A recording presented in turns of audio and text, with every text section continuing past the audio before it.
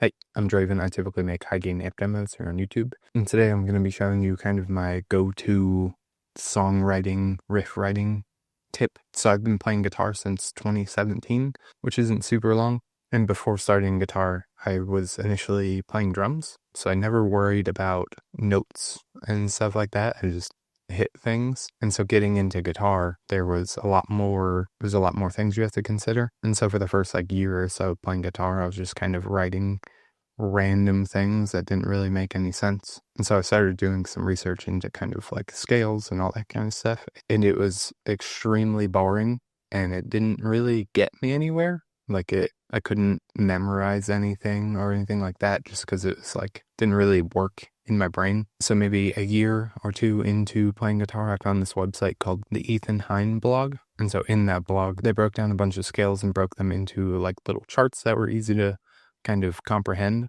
With those charts also explained the kind of mood or vibe of the scale itself, which I thought was a lot more helpful. And so with this video, I wanted to show you that website as well as just kind of how I use it, because I've been using this website for a good while and I still don't memorize scales or anything like that, but anytime I'm writing a song, I just pull this up and pick how I'm feeling and what I want to write. And if I have a riff idea, I can kind of pick up the notes from the riff that I have and see what scale and stuff it is in, and then kind of go from there. And I find this super useful because coming from playing drums, rhythms and stuff is really easy for me. It's picking the notes that is the hard part. Yeah, and so we'll go ahead and hop on the computer and I'll show you kind of what all I do to set up for this kind of thing and just how I go about using it. For this, I'm using my WKM Xenon with Seymour Duncan Black Winter rails, and this is tuned to drop B.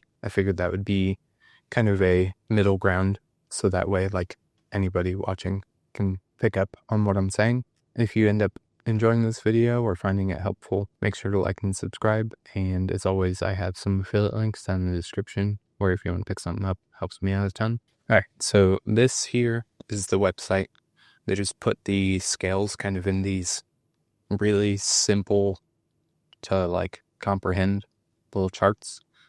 And then down here below each one, it talks about, what that major scale or, whatever it may be kind of sounds like. And sometimes they'll put an example of a song that has that same scale. And so right off the bat, it's giving you context of what that scale is doing instead of just being here's some notes and that's what it's called and good luck. And so where I kind of go from here is I set up, all you really need is a tuner, but I'll come into Reaper and set up a tuner that I can see but still hear my guitar. And so I'll go through and kind of see if anything piques my interest. So there's a harmonic major scale, which is majestic, mysterious, Lord of the Rings feeling. And then I once I find something that I'm okay, that sounds cool, I just make sure that it's kind of compatible with the tuning that I'm in and how I play. Which this one with this guitar would work really well because it's got B in it, which is my open note. So I can chug and do.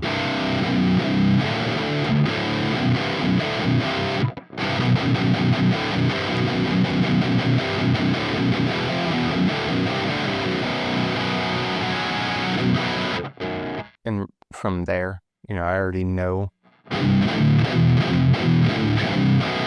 And so from here, I already can see what notes I can use on the first string, being B, C, D, E, F, G, G sharp, that's the scale. And so what I'll usually do, if I like how that sounds and I don't have any riffs in mind already, I'll just go through and try and somewhat memorize those frets that I need to be using for this scale.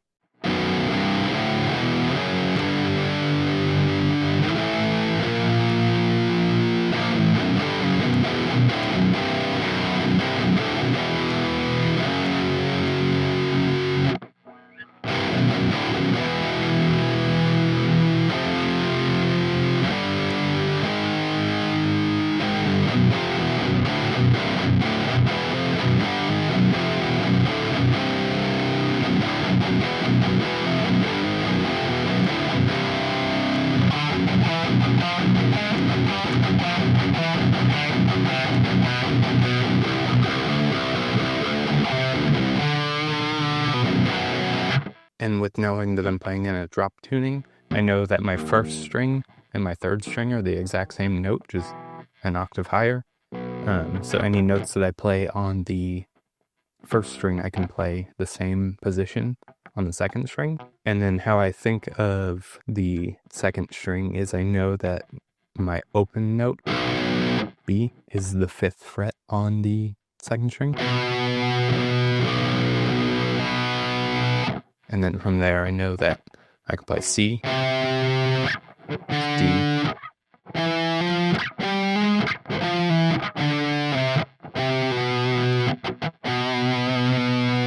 and then just working backwards, I know that we're going to need to skip 2 notes to G sharp and then G. So now I know I have 1, 2, 5, and 6.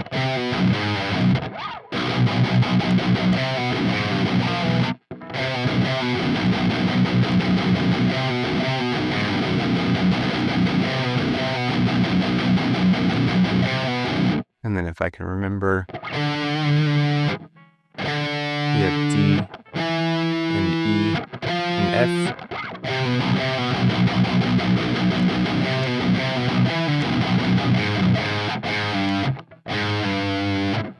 And of course, this is just random things that are, popping up in my head and sound pretty generic, but just trying to get the gist across. And so that's just kind of how I start building with no idea in mind. I just kind of figure out what I need to know in terms of these first 3 scales or these first 3 strings, so I can kind of start working on a riff. The main way I think of a guitar is mostly octaves. So kind of like I was saying, is the 1st and 3rd string I know is an octave, and then the 5th fret on the 2nd string I know is an octave. And then from the 3rd string, if I skip a string and 2 frets, I know that's also an octave.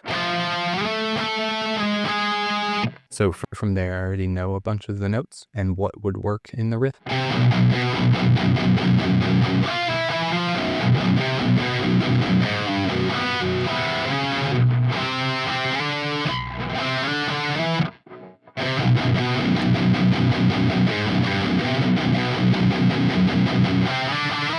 Something like that. And personally, I probably wouldn't pick that scale for something that I'd be working on, but I just wanted to pick something random to kind of show the capabilities of it. And so from there, if you have a riff or even 2 notes that you want to be using, the way that I go about that is, say I want to use an open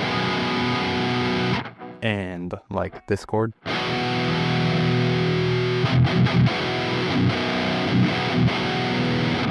I would just look at my tuner, see that I have B, E, and F sharp. And so I would just scroll through here really quick and look for any scales that have B, E, and F sharp. So here we go, a Lydian mode, which has B, E, and F sharp. So now I can use those. And I can also hit the 1st fret. And I can hit this chord down here, because that's C and D.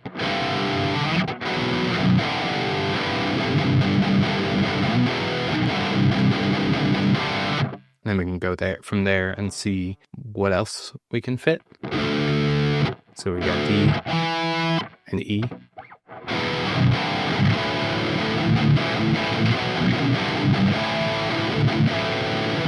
And then judging from that, it looks like we can also go to E, and we'll have that F sharp, which is that 1st chord that we were looking for.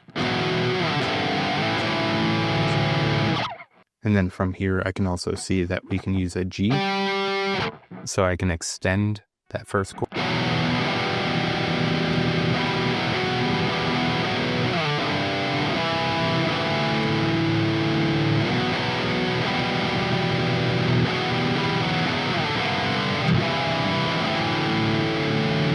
Kind of like that. But for instance, if I wanted to do an open, we can do opens in this scale, but if I wanted to kind of recreate that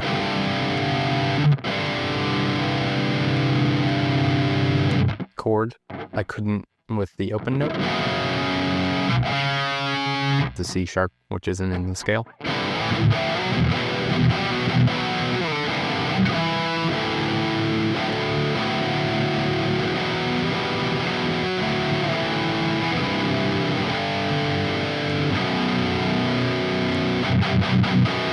And that's just kind of how that works. So you could do something similar to any scale that has, you know, those few notes that you've selected, or you can even kind of adjust things as you need. So back to the harmonic minor scale, we have the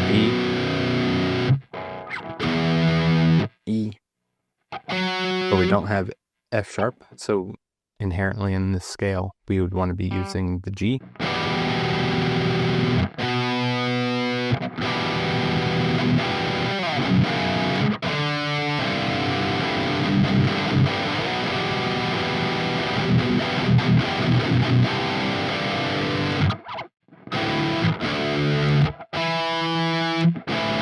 We can still use that third.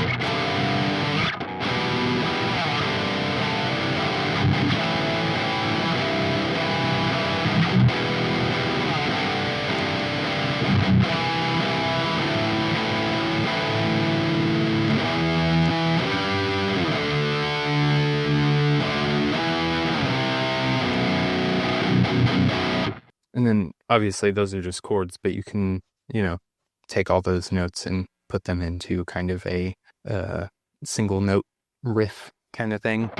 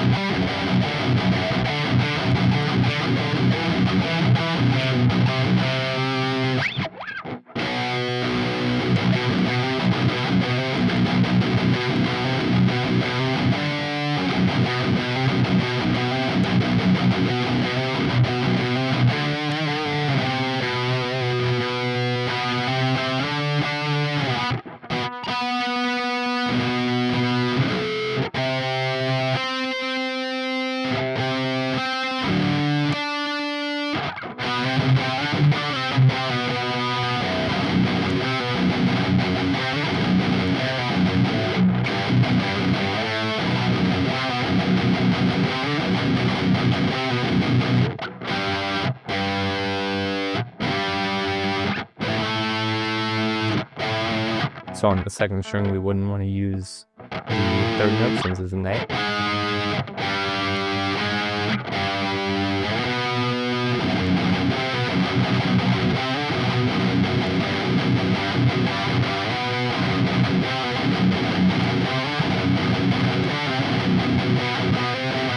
Basically, the nice part of doing it this way is you stop having to think about, you know, where do I want to go next and like what works next.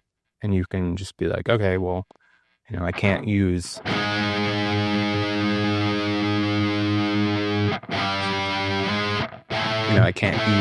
this A. So I either have to do the G or the G sharp. And you're like, okay, well, I don't like this transition. So you would go up to the B, since you can't use the A and A sharp for this scale specifically, you know? And yeah, that's pretty much how I write most of my riffs. Obviously, you know, sometimes I'll come up with some random stuff and then I'll go into here and make sure that all the notes that I'm using are, you know, in a scale. And, you know, if I need, say I have a riff and it's only using 3 notes and I'm like, okay, well, I want to use more notes, but I don't know exactly which ones to use. You can come into this and kind of see exactly what you should be using. And the nice thing being, depending on the notes, you probably will have a couple of options to pick from that can hopefully, you know, portray the style that you're going for. And yeah, I think that's about it. Hopefully this was helpful for you. I get a lot of questions about, you know, how I write riffs and stuff like that. And this has been pretty much like how I've done it since I started playing guitar. And it's just a really nice way to kind of have a unlimited amount of, you know, options and not having to like second guess yourself too much. Let me know down in the comments if you enjoyed this and if you have any songwriting or riff writing tips that you want to share. And I'll see you guys in the next video.